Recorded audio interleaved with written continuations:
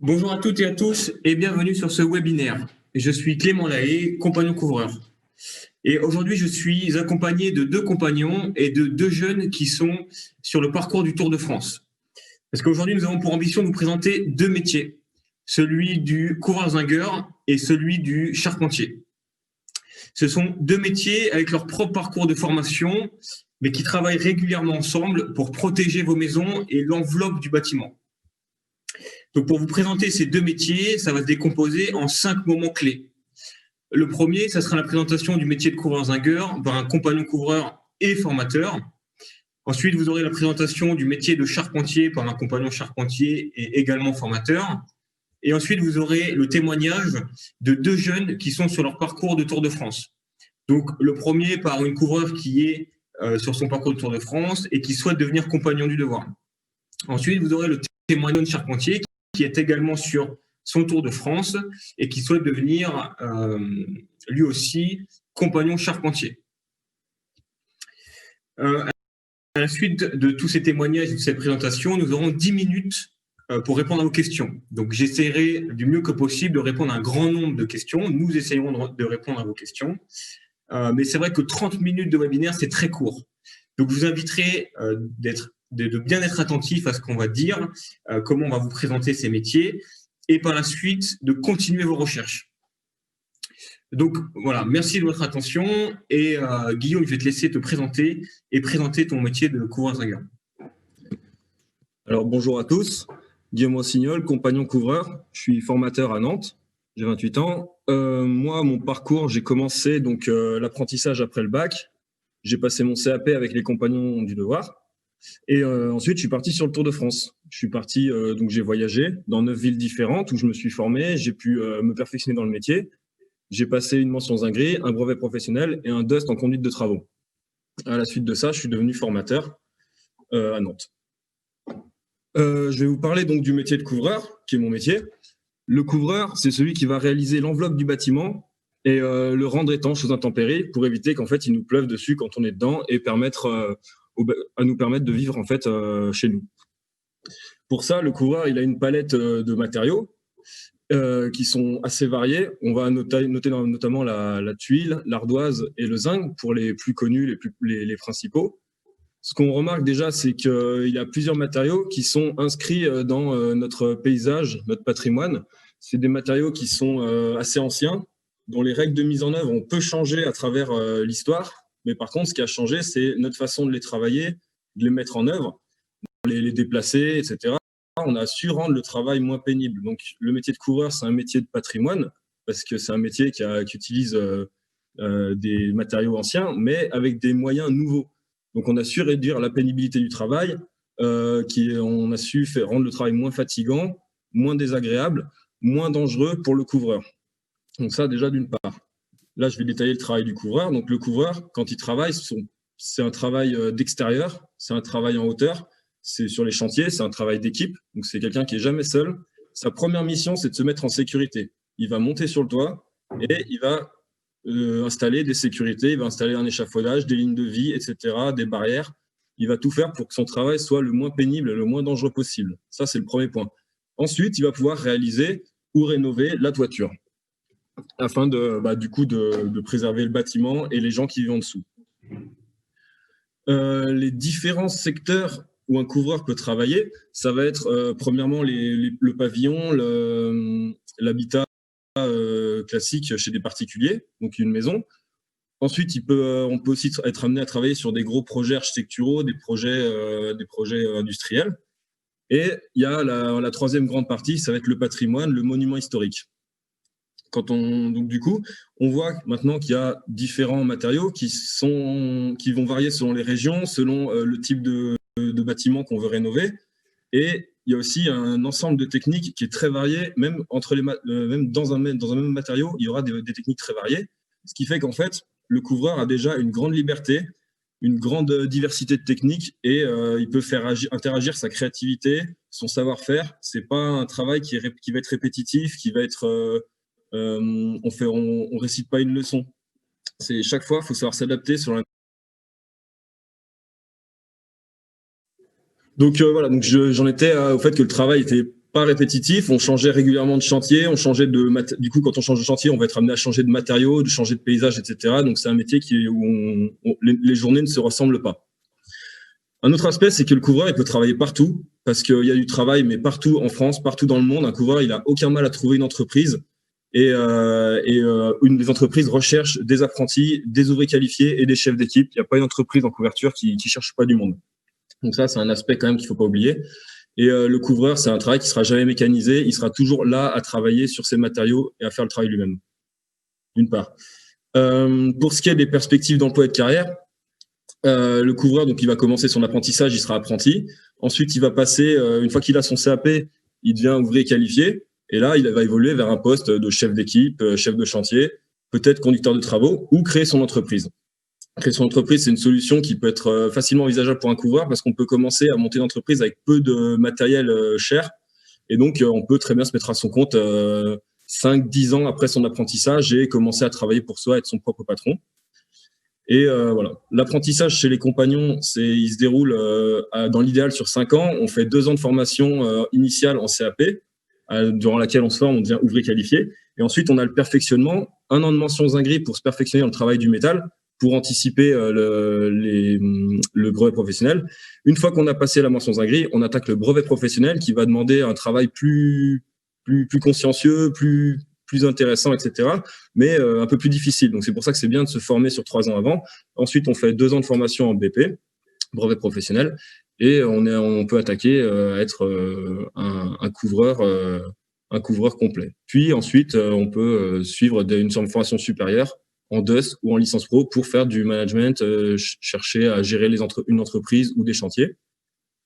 Une autre alternative, c'est à la suite du CAP, partir sur le Tour de France et on suivrait le même parcours tout en voyageant et en découvrant une multitude de nouveaux matériaux, en changeant de région, en changeant de ville, en changeant d'entreprise, pour se former au contact de nouveaux matériaux, de nouvelles personnes, nouveaux savoir-faire. Et Dieu sait qu'ils sont nombreux en couverture. C'est comme ça qu'on s'épanouit dans son métier. Eh bien, écoute, je te remercie, Guillaume, et je vais te laisser la parole, Paul, pour que tu puisses te présenter, nous présenter ton métier. Merci. Alors, bonjour à tous, moi je m'appelle Paul, je suis formateur charpentier à Angers. Donc, moi j'ai commencé mon parcours professionnel en sortie de collège après la troisième à 15 ans, et sur 2 ans chez les Compagnons des Devoirs. Ensuite, au Tour de France, où j'ai pu travailler dans différentes entreprises un peu partout en France, ce qui m'a permis d'acquérir de nouvelles expériences et de rencontrer des gens. Pendant mon Tour de France, j'ai validé un brevet professionnel que j'ai obtenu 3 ans après le CAP. Et du coup, actuellement, je suis formateur depuis 2018 et je suis en même temps un DUST conducteur de travaux. Et pourrais-tu nous présenter le métier de charpentier? Ouais, alors le charpentier, lui, il est là pour apporter un support de couverture au couvreur. Du coup. Il va venir créer la structure de la charpente, la structure de la toiture, pardon. Et en plus de ça, maintenant, on va pouvoir aussi créer la structure d'un bâtiment en entier. Je prends par exemple les maisons à ossature bois, où on va venir créer les murs en bois et ensuite la toiture, enfin la charpente, pour récupérer la couverture. L'avantage de notre métier, du coup, c'est de travailler le bois, qui est un matériau naturel. On travaille en équipe, donc ça apporte une véritable dimension humaine à notre métier. En plus de ça, on va travailler en extérieur quand même la plupart du temps, même si on est amené à travailler en atelier. Et le fait de travailler en extérieur, on a vraiment une sensation de liberté. On travaille en hauteur aussi. Donc on a vraiment une sensation de liberté et il y a une dimension humaine à notre métier dès qu'on travaille en équipe. Et dans quel domaine le charpentier est amené à travailler? Alors aujourd'hui, le charpentier il peut évoluer au sein d'une petite, une moyenne ou une grande entreprise de charpente. On va pouvoir travailler en atelier pour préparer notre intervention en chantier. On va pouvoir du coup réaliser des bâtiments en ossature bois, donc que ce soit des maisons pour des particuliers ou des extensions. On peut aussi être amené à travailler sur des gros chantiers, donc des grands bâtiments industriels ou des gymnases, des grandes surfaces, des écoles, avec des grandes portées en lamellé collé. Et aujourd'hui, on est aussi amené à réaliser des bâtiments de grande hauteur en bois. Donc en France, maintenant, on a réussi à faire plus de 8 étages tout en bois. Donc, c'est quelque chose de très nouveau dans le métier. Donc, le métier, il se développe encore toujours. Il ne reste pas là où il était il y a 30 ans, quoi. Mais aujourd'hui, on est toujours aussi amené à faire de la charpente traditionnelle, bien sûr. Donc, que ce soit en neuf ou en rénovation, pour du patrimoine ou même en monument historique, on peut être amené à intervenir sur des vieux bâtiments pour réparer la charpente qui peut être endommagée par le temps. Et donc, du coup, quelles sont les perspectives d'emploi dans ce métier? Alors, du coup, on commence apprenti.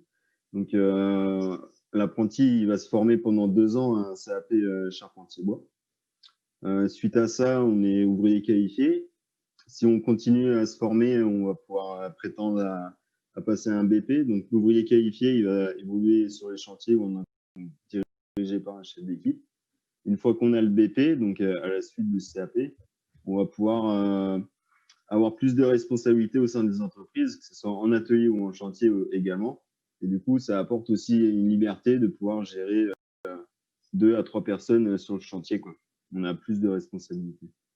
Et suite à ça aussi, on peut toujours continuer à se former pour dessiner sur l'ordinateur ou réaliser les plans, etc.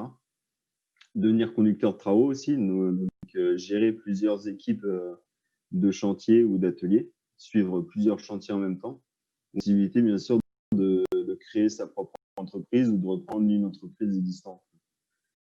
Aujourd'hui, le métier de charpentier, on cherche du monde. Il y a du travail partout en France et puis dans tous les secteurs d'activité, dans tous les domaines du métier, que ce soit en neuf, en rénovation ou en ossature bois ou les bâtiments industriels, il y a du travail pour tout le monde.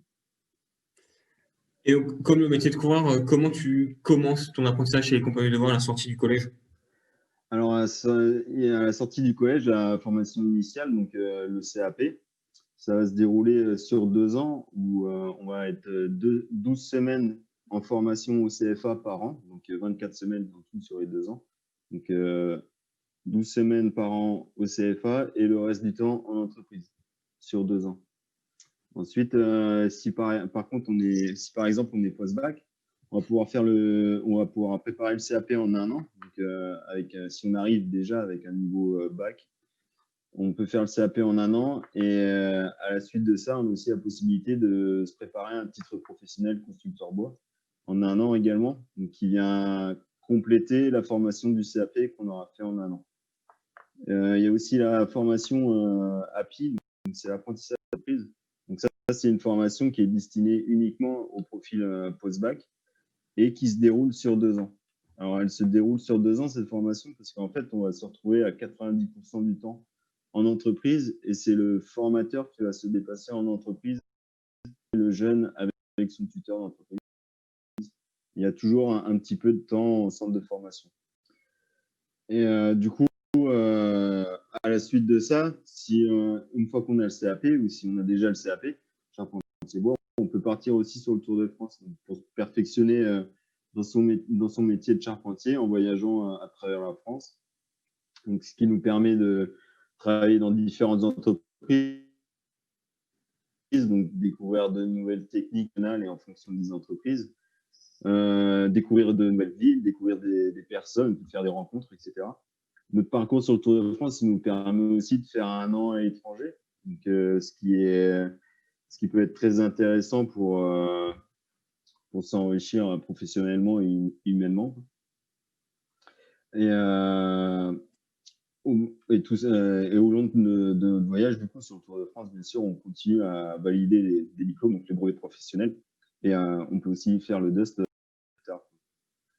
Donc, l'avantage qu'apporte le Tour de France, étant donné qu'on travaille dans différentes entreprises, on acquiert vite de l'autonomie, et au bout de 3 à 4 ans de Tour de France, on a souvent dans les entreprises des responsabilités, des postes à responsabilité, donc on est chef d'équipe, on dirige plusieurs personnes sur les chantiers ou en atelier. Et à la fin de notre Tour de France, avec toute l'expérience qu'on a pu accumuler sur le Tour de France et en plus de ça, les diplômes qu'on a pu valider, on est un homme ou une femme de métier plutôt confirmé. Très bien, je te remercie, Paul. Je vais te laisser prendre la parole, Garance, pour nous présenter un peu ton métier et ton parcours sur le Tour de France. Bonjour, Est-ce que vous m'entendez? Très bien, Garance. Alors, je me présente rapidement. Je m'appelle Garance Andrieux. Je suis couvreur sur Lens. J'ai commencé ma formation donc à la suite de la visite des journées portes ouvertes de la ville d'Épône, non loin de Paris. J'ai choisi mon métier en fait parce que parmi tous les métiers manuels des compagnons que proposaient les compagnons, parce que mon but à moi c'était de faire le Tour de France. Le Tour de France, en fait, c'était un voyage qui me faisait rêver, qui me donnait envie. Et en plus, la formation que proposent les compagnons, en fait, donne accès à... en fait, on n'a plus besoin des parents tout de suite, c'est sûr. En gros, les parents, ils payent l'inscription. Et puis après, nous, on a notre salaire d'apprenti et on peut vivre sans besoin des parents sur la maison de compagnon. Donc moi, ça m'a intéressée et j'ai choisi mon métier. Donc le métier de couvreur, c'est un métier de protection. On protège le bâtiment des intempéries. Là où les maçons font les fondations, les charpentiers font une structure, nous, on vient sur la structure et on protège toute la structure de la pluie, de la neige, du vent, enfin bref, des éléments de la nature. Et j'ai bien réfléchi à pratiquer en fait, parce que déjà j'avais 20 ans à ce moment-là, je venais de rater, on va dire, mes études, et il me fallait un métier en fait pour partir sur le Tour de France. Donc premièrement, j'arrivais pas à choisir parmi tous les matériaux que me proposaient les compagnons, avec les tous les métalliers, serruriers, chaudronniers. Je voulais choisir le métal.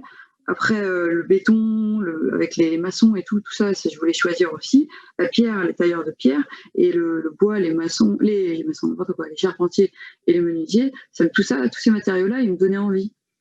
Et en fait, quand on est couvreur, il n'y a pas de problème.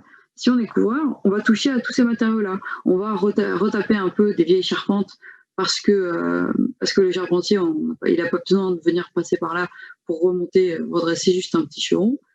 On va travailler le métal avec le zinc ou le cuivre. On va travailler le béton en faisant de la tuile ou alors en faisant le raccord entre la maçonnerie et la couverture. Et on va tailler de la pierre qu'on appelle de l'ardoise. Ensuite, c'est un métier qui n'est pas industrialisé. Donc moi, j'en avais marre des ordinateurs. Je sortais d'une formation très chargée en physique et chimie. Et en fait, je me suis rendu compte que le métier de couvreur, en fait, il y avait très peu besoin d'un ordinateur. Et qu'il était vraiment... on avait très très peu besoin de machines. On arrive sur le chantier, on prend nos outils, on monte sur le toit, et ça part, quoi. On n'a pas besoin d'un atelier ou de quelque chose comme ça, quoi. Enfin, les grosses machines, en général, on en a très peu. On a la plieuse pour plier le zinc, et puis on en a quelques autres, mais ça s'arrête là. Ensuite, je me suis rendu compte que j'aimais la hauteur énormément. J'aime beaucoup le frisson du vide, ce que la hauteur peut apporter, la vue, et donc je me suis rendu compte que j'adorais ça. Ensuite, j'aime beaucoup la répétitivité de la pose de l'ardoise et de la tuile. Évidemment, on ne va pas faire ça tous les jours, c'est-à-dire que, comme l'a dit notre formateur couvreur, après avoir répété la pose de la tuile, on a posé toutes les tuiles du toit. Après, on change. On va pas faire ça tous les jours. Mais je trouve que poser les tuiles, en fait, ça libère le cerveau, ça fait du bien. Et enfin, pour moi, c'est le meilleur métier pour faire le Tour de France, parce qu'en fait, un ancien couvreur, il a juste à lever les yeux vers le type de toiture qu'il a en face de lui, et il sait à peu près se situer en France. Parce qu'en fait, il n'y a pas deux couvertures semblables du nord au sud. C'est assez impressionnant. Par exemple, à Paris, on a 1000 teintes de gris avec le zinc. À Angers, on a la splendeur de l'ardoise bleutée et noire. À Toulouse, on a des toits chaleureusement orange. Et moi, je suis qu'en 4e année. C'est-à-dire que moi, j'ai fait Toulouse, j'ai vu Angers, et je suis parisienne. Donc, je connais un peu ces toits-là.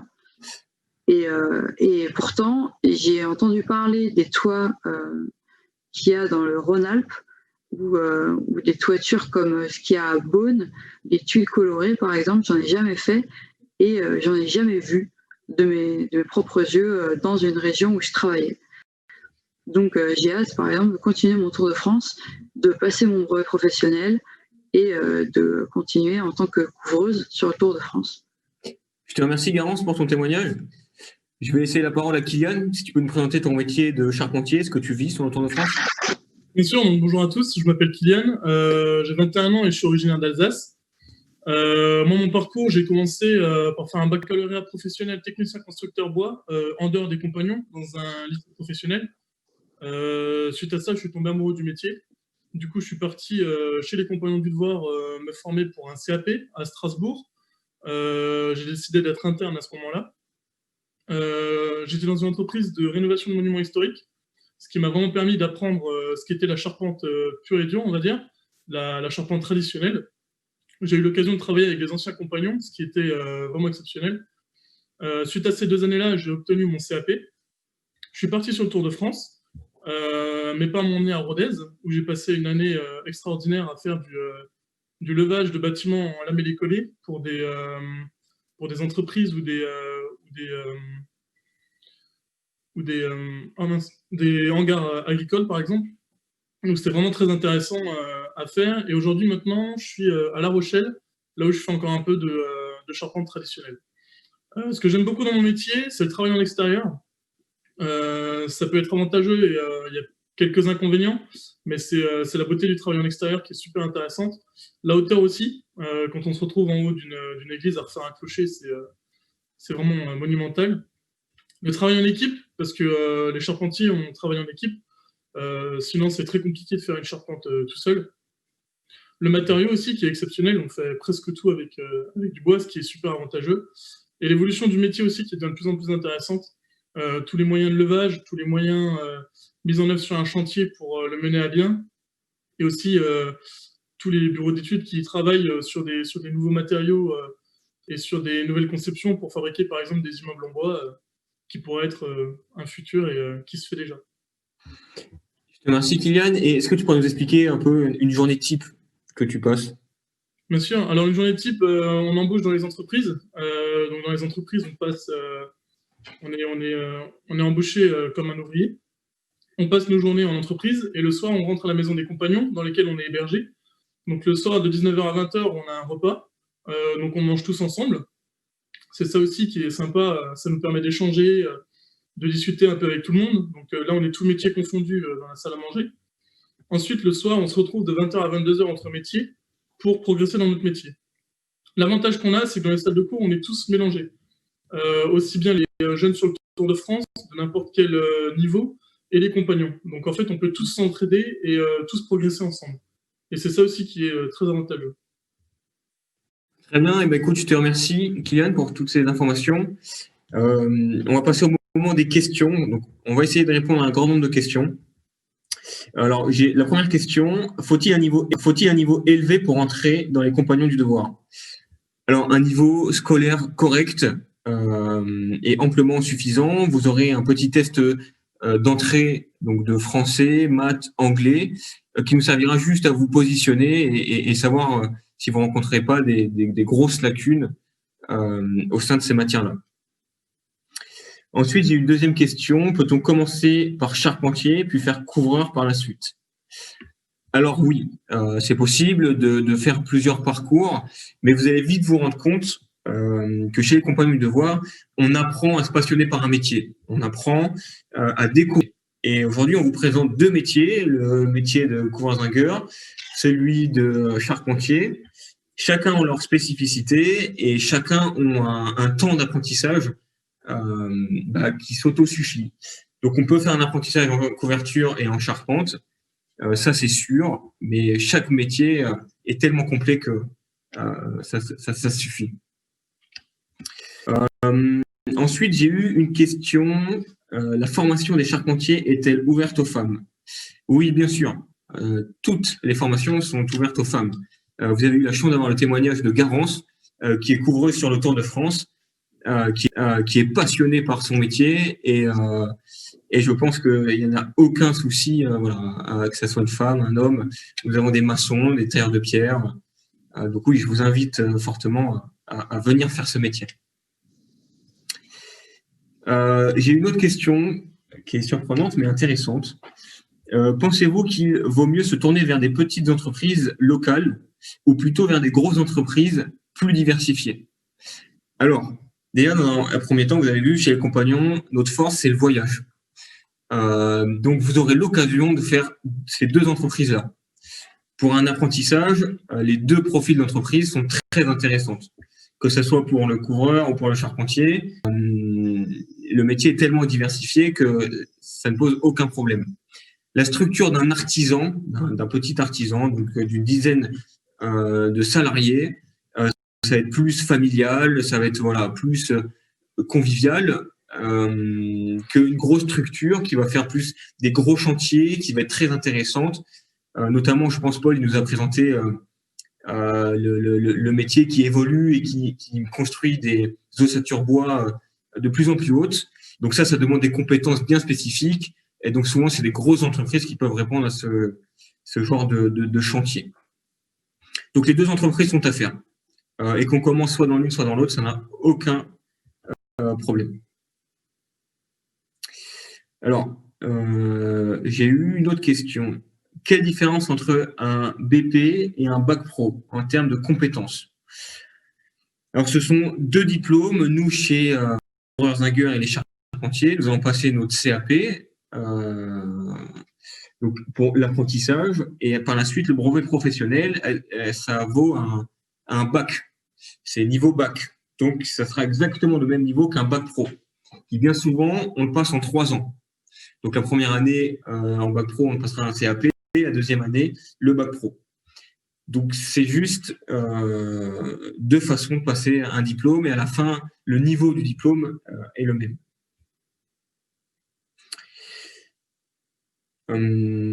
Ensuite, alors, j'ai une question. Je voudrais faire une formation terre de pierre. La force physique est-elle beaucoup utilisée? Alors, c'est une question pour les terres de pierre, mais ça regroupe quand même nos deux métiers aussi. La force physique dans tous les métiers que nous faisons, dans les métiers du bâtiment, du second œuvre comme du gros œuvre, il y a besoin de force physique. Mais aujourd'hui, et là vous avez eu les témoignages donc, des formateurs et des jeunes, ça évolue. La force physique est de moins en moins utilisée, ou en tout cas beaucoup plus intelligemment. On a des moyens de levage, on a des échafaudages, on a tout ce qui nous permet de forcer le moins que possible. Par contre, c'est vrai, comme Laurence a pu vous le dire, être passionné et avoir envie de faire de l'ardoise de la journée, de trier son ardoise, de la poser selon la façon, ça demande quand même un effort physique, mais qui est réfléchi et qui est partagé par ce travail d'équipe. Donc, il ne faut pas avoir peur de cette compétition. Il n'y a aucun problème et on n'est pas limité par ça.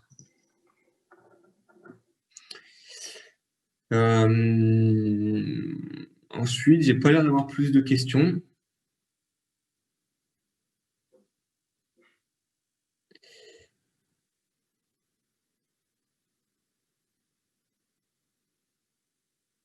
Bon, j'ai pas plus de questions.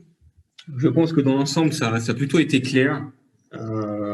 Ces deux métiers, dans tous les cas, voilà, ça suffit pas ces 30 minutes de webinaire. Il va falloir continuer à se renseigner. Donc, je vous invite à notre page Facebook, aller sur le YouTube pour voir les vidéos de tous nos métiers. Voilà, continuez à chercher dans ce domaine-là. J'espère qu'on aura l'occasion de se rencontrer, de pouvoir échanger quand ce Covid et cette crise sanitaire sera passée. Nous, en tout cas, chez les compagnons de devoir, on s'est adapté avec. Voilà, aujourd'hui, on vous propose les journées portes ouvertes en dématérialisé. C'est une première pour nous. C'est une première. C'est intéressant de le faire. C'est un exercice qui n'est pas facile. Je pense qu'on s'est tous bien débrouillés.